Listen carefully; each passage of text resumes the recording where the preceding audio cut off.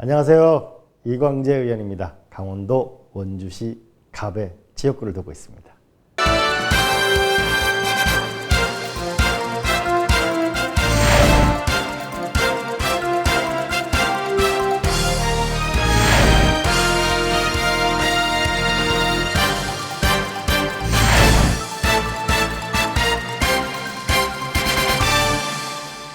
반갑습니다. 세계의 미래를 가장 먼저 만나는 대한민국을 만들겠다 그러면서 의원님도 대권에 도전을 선언을 하셨는데요. 정세균 후보와 단일을 하면서 사퇴를 하셨습니다. 이유가 무엇이었나요? 제가 10년의 정치 공백이 있었는데 그게 너무 깊었고 저한테 부족한 점이 있다고 느꼈습니다. 결국 그 대한민국은 좀 이게 분열이 아닌 통합으로 갈 필요가 있고 경제가 중요하고 외교에서 안정성이 중요하다. 그런 면에서는 저보다는 정세균 후보가 더 좋겠다라고 생각해서 제가 흔쾌하게 양보를 했죠. 지금 이제 정세균 캠프 공동선대위원장도 맡고 있습니다. 정세균 예비 후보의 경쟁력은 뭐라고 좀 보고 계십니까? 많은 분들이 지지도가 안 올라서 그러는데 인품이 좋고 그다음에 지금 대통령의 인수위원회 없이 대통령직을 수행할 수 있는 혼란이 아니고 전환을 이끌 수 있는 분이고 실력이 있고 경제를 알고 라고 말씀하시죠. 근데 지지도가 안 올라가는 것이 문제이죠. 저는 결국 지지도는 참 국민이 정하기 때문에 알 수 없잖아요. 다만 지금 중요한 것은 분열된 나라를 통합의 나라로 그리고 경제와 외교에서 안정성 있는 우리가 아프가니스탄을 보게 되면 외교가 얼마나 중요한지 알잖아요. 꿋꿋하게 마음과 열정을 다하고 있는 중이죠. 사람이 할 수 있는 최선의 노력을 다하는 거죠. 그래도 이제 대통령 본선을 치르기 위해서는 당 경선을 통과를 해야 되는데요. 말씀하셨다시피 지지율이 정체된 상황입니다. 반전의 가능성은 있습니까? 글쎄요. 지금 이제 결국 국민경선인단이 대의원에서는 한 20% 정도가 나오고 권리당원에서 약하고 일반 국민 선거인단이 어떤 결과를 주실지 이제 거기서 달려 있겠죠. 이번 아마 주말에 1차가 아마 큰 판가름을 내지 않을까 싶습니다. 저도 한편으로 두렵고 그렇습니다. 이번 정기국회 때 이제 외통위원장으로 맡으셨습니다. 지금 가장 중요한 현안이 뭐라고 보십니까?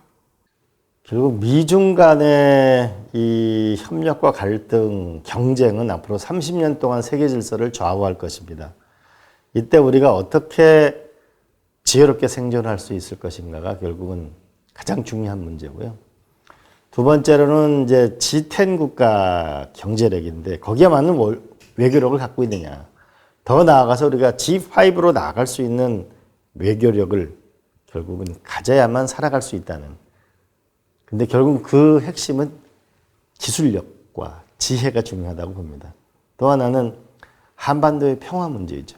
최대의 우리의 리스크인 한반도의 전쟁이라든지 이 위험으로부터 평화를 만들어내는 것이 저는 가장 중요하다고 생각합니다. 이제 한일 관계도 여러 가지 해법들을 제시를 하고 있습니다만은 여전히 타프 상태고 그 경색이 벌써 2년 넘게 이어지고 있습니다. 차기 정부에 대해서 일말의 기대감도 없지는 않지만 앞으로 좀 어떻게 전망하십니까? 저는 한일 관계는 앞으로 더 전진될 거라고 봅니다. 왜 그러냐 하면 그 미국 입장에서 볼 때도 한국이 점점 더 중요해지고 있습니다. 그래서 과거는 미일 동맹만으로는 절대 유지할 수가 없고 한국이 중요한 파트너가 되고 있다는 것은 국제 정세상 유리한 지점입니다. 두 번째로는 한국의 기술력이 첨단 기술이 일본을 앞서 나가는 것이 높아지고 있기 때문에 우리의 협상력은 높아지고 있습니다. 국제적 위상도 높아지고 있습니다. 따라서 과거 문제, 위안부 문제나 이런 것들을 이제는 한일 간의 문제가 아니고 적어도 유엔이나 전 세계인들을 설득할 수 있는 상황에 와 있다. 근데 좀 더 과감하게 우리가 외교 활동을 할 필요가 있다고 보고요. 일본에서도 경제 제재를 하고 나서 결국 일본에 득이 안 된다는 걸 알게 됐거든요. 좀 자신감을 가졌으면 좋겠어요. 미국도 중국도 일본도 러시아도 우리를 필요로 한다.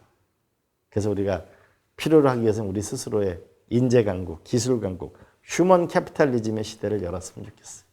이제 국회 일부를 이전하는 세종의사당 설치가 대선을 앞두고 속도를 좀 내고 있습니다. 추진 배경과 그리고 또 앞으로의 효과는 좀 어떻게 평가하십니까? 지금 국토 균형 발전을 해야 미래가 있습니다.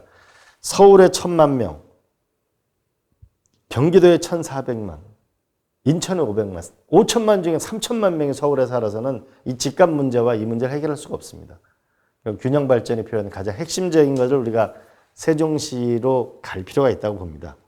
또 이거는 과거 박정희 대통령부터 시작했던 일이고, 또 우리가 불교계로 보면은 타노 스님이나 옛 그 지혜로운 선사들께서 앞으로 여기에 새로운 도움이 될 거다라고 일찍 말씀하셨잖아요. 저는 빨리 국회가 충청도로 갔으면 좋겠고, 이 여의도에는 정말 세계 금융가가 있잖아요. 세계적인 좀 벤처와 이런 데서 와서 좀 새로운, 또 서울은 서울답게 발전했으면 좋겠어요.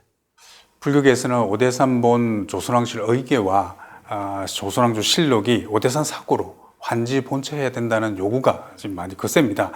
오대산 사고의 복원도 끝났으니까 이제 원래 자리로 돌아와야 된다라는 이야기인데 좀 어떻게 보십니까? 이것 때문에 황희 장관도 만나고 일찍부터 국회의원 시절부터 노력을 하고 있는데요.